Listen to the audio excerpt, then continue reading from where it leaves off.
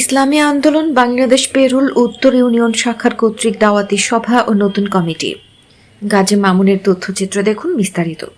ইসলামী আন্দোলন বাংলাদেশ লালমাই উপজেলার আওতাধীন পেরুল উত্তর ইউনিয়ন শাখার উদ্যোগে দাওয়াতি সভা ও নতুন কমিটি গঠন করা হয়েছে।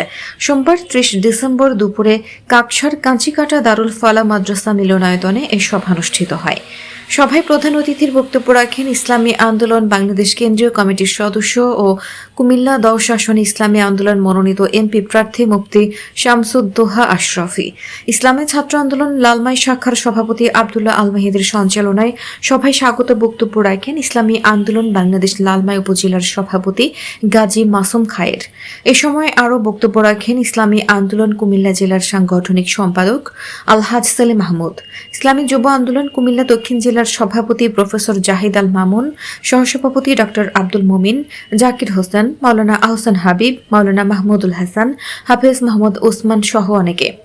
পরে ইসলামী আন্দোলন বাংলাদেশ পেরুল উত্তর ইউনিয়ন শাখার মাওলানা আহমদুল্লাহকে সভাপতি ও মুফতি আবু ইউসুফকে সাধারণ সম্পাদক, ইসলামী যুব আন্দোলন পেরুল উত্তর ইউনিয়ন শাখায় মাওলানা ওমর ফারুককে সভাপতি ও মাওলানা রাকিবুল হাসানকে সাধারণ সম্পাদক এবং ইসলামী ছাত্র আন্দোলন পেরুল উত্তর ইউনিয়ন শাখার জাকির হোসেনকে সভাপতি ও আব্দুল হান্নানকে সাধারণ সম্পাদক করে আংশিক নতুন কমিটির ঘোষণা করা হয়। পরে নতুন কমিটির সকল সদস্যদের শপথ বাক্য পাঠ করানো হয়।